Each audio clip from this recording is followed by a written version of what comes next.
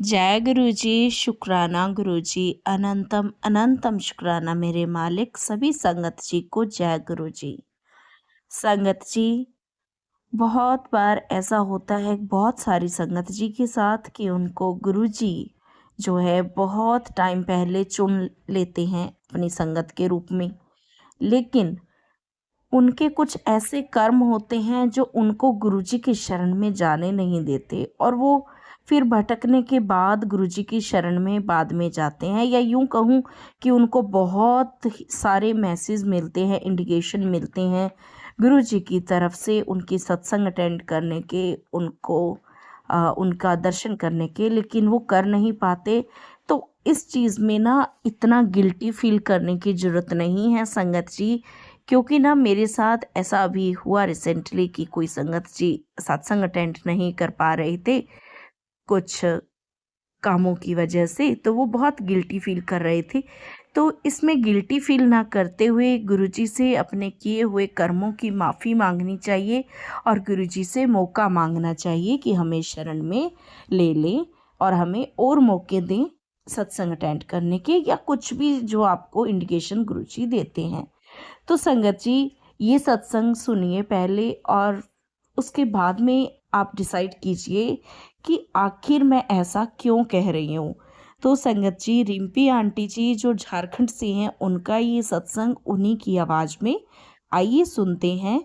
जय गुरु जी, शुक्राना गुरु जी। जय गुरु जी, शुक्राना गुरु जी, अनंतम अनंतम शुक्राना गुरु जी।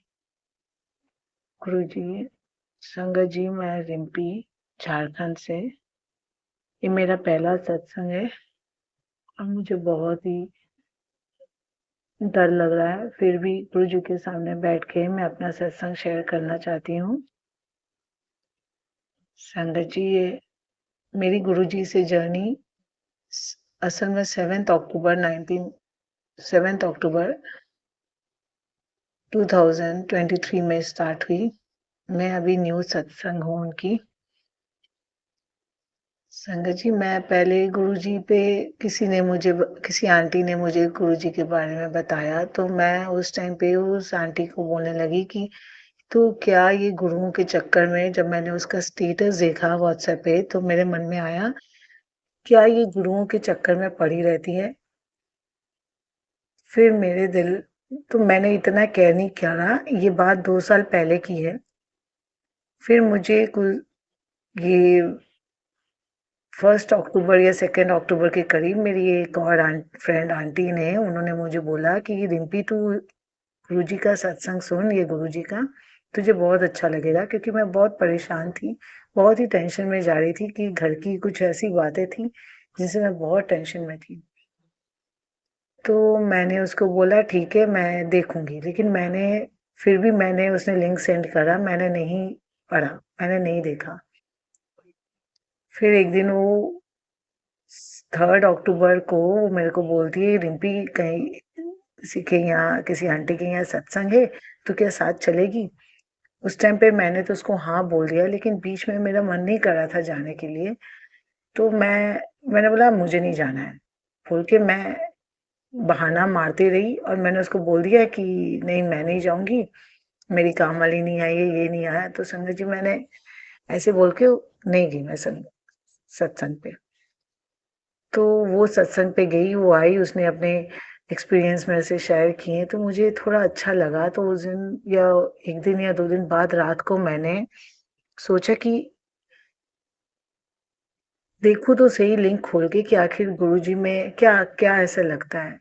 संगत जी, वो शायद गुरुजी ने मुझे उस दिन ही जोड़ना था अपने साथ। जय गुरुजी, शुक्राना गुरुजी, अनंतम अनंतम शुक्राना गुरुजी। मैंने सत्संग पढ़ा, मुझे बहुत अच्छा लगा। ऐसे लगा जैसे गुरुजी मुझे कुछ कह रहे हैं, मेरी ही बातें मुझे बोली जा रही हैं। जो मेरे दिल पे वो ही गुरुजी मुझे बता रहे हैं, जो मेरी परेशानियां वो गुरुजी मुझे मतलब फ्लैश करें कि तेरे साथ ऐसी ऐसी परेशानियां हैं। और संगत जी, कुछ मेरे उस टाइम पे कुछ ऐसे कर्म थे जो मैं, जैसे गेम्स खेलना, मूवीज देखना, मतलब गुरुजी ने मेरी सारी वो आदतें पहले मेरी सुधारी। मुझे जोड़ने से पहले मुझे मेरी सारी हैबिट्स सुधारी। फिर उन्होंने मुझे मैं बहुत उनका स्वरूप देख के मैं रोने लगती थी, बहुत रोती थी और बोलती थी, "गुरुजी, मुझे माफ़ कर दो, मैंने आपका सत्संग नहीं अटेंड किया।" फिर 7th अक्टूबर के दिन मुझे बहुत रोना आ रहा था, मैं रो रही थी, "गुरुजी मुझे ऐड करो, मुझे अपने ग्रुप में ऐड कर लो।" यहाँ झारखंड में ग्रुप बना हुआ था गुरुजी का धनबाद में। तो मैंने बहुत बोला, तो 7th अक्टूबर को ही गुरुजी ने मुझे डुगरी वाले ग्रुप में किसी अंकल के थ्रू, जालंधर वाले ग्रुप में और धनबाद वाले ग्रुप में, झारखंड वाले ग्रुप में मुझे ऐड करवा दिया व्हाट्सएप में। तो मुझे बहुत अच्छा लगा, मैं बहुत खुश हुई। वो मेरा पहला सत्संग था जो उन्होंने मुझे दिया। फिर ऐसे करके मैं इतनी दीवानी हो गई, मैं हर समय जब उठते-बैठते रात को 3-3 4-4 बजे तक मैं उनके सत्संग सुनती रहती थी और बहुत सारे सत्संग ऐसे होते थे जिससे मैं रोने लगती थी। मन में बहुत सी बातें आती थी। फिर मेरे दिल पे आया कि गुरुजी 13th नवंबर को मेरा बर्थडे है। मुझसे भूल हो गई जो मैंने आपका सत्संग नहीं अटेंड करा, मुझे माफ़ करना गुरुजी। तो मुझे आपका सत्संग अटेंड करना है, आप कुछ भी करो, मुझे मुझे सत्संग पे जाना है। मुझे मुझे देखना है सत्संग पे क्या होता है। संगत जी 11th नवंबर को गुरुजी ने मुझे सत्संग के लिए मुझे मैसेज आया, मैं बहुत खुश हुई। तो उसी दिन नून टाइम में जब डस्टिंग कर रही थी तो मेरे मन में आया कि देखूँ तो सही मैसेज खोल के गुरुजी का कोई मैसेज है क्या मेरे लिए? तो मैंने देखा वो मैसेज फ्लैश हो रहा है कि कुड़िए आज सत्संग का इनविटेशन खास तेरे लिए है, ते जा लंगर प्रसाद छक। मेरी तो खुशी का ठिकाना नहीं रहा संगत जी कि कितनी जल्दी वो सुनते हैं। तो मैं वो सत्संग अटेंड करी, मुझे बहुत अच्छा लगा। वापस आई तो मुझे फिर फ्लैश हुआ और मेरी संगत नाल मिलके किदा लगा।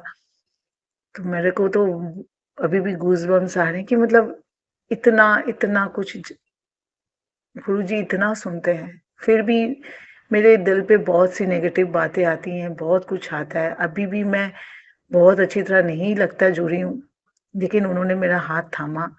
तो 13 नवंबर को मेरा बर्थडे था, तो मैंने बोला गुरुजी आपने तो 11th नवंबर को ही मेरे को सत्संग पे बुला लिया। मेरी विश थी कि आप 13 नवंबर को मुझे बुला दें। संगत जी आप बिलीव नहीं करोगे, 11th नवंबर जब मैं सत्संग में जाती हूँ, तो वहाँ एक आंटी अनाउंस करती हैं कि 13th नवंबर को मेरे यहाँ पे सत्संग है, आप सब जरूर आना। मेरी तो खुशी का ठिकाना ना नहीं रहा कि इतनी जल्दी सुनते हैं। फिर गुरुजी ने 13 नवंबर को भी सत्संग हुआ, वहाँ पे भी मैं गई, मुझे बहुत सी ब्लेसिंग्स मिली गुरुजी की रोज़ फ्रेग्रेंस की बहुत अच्छी सी खुशबू मेरे को 2 बार आई। फिर फर्स्ट 11th नवंबर को जब मैं गई थी पहले सत्संग पे तो मेरे मन में था कि गुरुजी मुझे आपका स्वरूप चाहिए। तो उन्होंने मुझे 2 की रिंग ब्लेसिंग दी मेरे को, फिर एक बड़ा-सा स्वरूप मेरे को मिला, जिससे मैं बहुत खुश हुई। फिर मैंने गुरुपा का वो स्वरूप ले जाके फ्रेम करने के लिए दिया और फिर 15th नवंबर को गुरुपा ने मेरे घर आए। मेरा घर नहीं, ये उनका ही घर है, अपने घर आए हम सबको ब्लेसिंग्स देने के लिए। और और भी बहुत कुछ है संगत जी, और भी बहुत कुछ है उन गुरुपा की बहुत सारे सत्संग है जो आज मेरा फर्स्ट सत्संग है तो मुझे गूज़बम्प्स आ रहे हैं। मैं ठीक से बोल भी नहीं पा रही हूँ। मैं उनके सामने, उनके स्वरूप के सामने बैठ के ही ये सत्संग शेयर कर रही हूँ क्योंकि मुझे अभी फिर फ्लैश हुआ कि कुड़िए अपना सत्संग शेयर कर, मैं तेनू बहुत सारी ब्लेसिंग्स देनियां। तो मैंने बोला नहीं, अब मेरे को शेयर करना है। तो मैंने इसी नंबर मेरे को फ्लैश हुआ, मैंने बोला गुरुजी कैसे करते हैं, क्या करना है, मुझे कुछ नहीं पता। उन्होंने मुझे ये नंबर फ्लैश करवा के दिखाया। मैं इसी नंबर पे फिर मैंने अभी बैठे-बैठे उनके सामने, उनके स्वरूप के सामने ही मैंने सत्संग अपना एक्सपीरियंस शेयर किया अपनी जर्नी का। और भी बहुत कुछ है संगत जी, मैं आगे चल के बोलूँगी, लेकिन अभी के लिए मुझे यहीं पे मैं अपने सत्संग को विराम देती हूँ। शुक्राना गुरुजी, लख-लख शुक्राना, अनंतम-अनंतम शुक्राना, हर पल शुक्राना आपका। आपकी महिमा जितनी भी गाई जाए उतनी कम है गुरुजी। गुरुजी हमेशा अपने अंग संग रखना, अपने साथ रखना। हम बच्चे हैं आपके, हमसे बहुत भूल हो जाती है, लेकिन हमें बच्चे समझ के हमें माफ करना गुरुजी। हमको हमें उस कीचड़ से निकालो गुरुजी, हमें कीचड़ से निकाल दो, अपने चरण कमल में हमें जगा दो, बस शुक्राना गुरुजी। संगत जी, मैं अपना सत्संग ही गुरुजी के मंत्र के साथ विराम दूंगी। ओम नमः शिवाय, शिव जी सदा सहाय। ओम नमः शिवाय, गुरु जी सदा सहाय। शुक्राना गुरुजी, अनंतम अनंतम शुक्राना। शुक्राना साथ संगत जी। शुक्राना आंटी जी, शुक्राना गुरुजी, बहुत ही प्यारा सत्संग और हमें एक नई बात सिखाने के लिए, एक नई सीख देने के लिए। संगत जी, मैं भी यहाँ क्लियर करना चाहूँगी कि मैंने आखिर क्यों बोला है कि हमें गिल्ट में नहीं रहना है। वो इसलिए कि अगर हम इसी गिल्ट में रहेंगे ना कि हम नहीं अटेंड कर पाए, पता नहीं ऐसे कौन से हमारे बुरे कर्म हैं, हमने कौन से पाप कर दिए, तो संगत जी उसमें ना सिर्फ एक गिल्ट ही रह जाएगी, शुक्राना गुरु जी का नहीं रहेगा। हमारा ध्यान है ना वो शुक्राना की तरफ ना जाके गिल्ट में रहेगा, और फिर हम अपने ही चारों तरफ जो है ना एक नेगेटिव ऑरा बना लेंगे।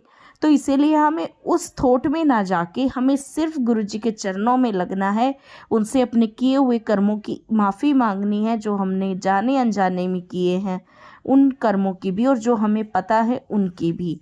और हमें शुक्राना करते रहना है, ताकि हमारा जो गलतियां हो गई उनको हम सुधार नहीं सकते, लेकिन आगे का हम सुधार सकते हैं ना।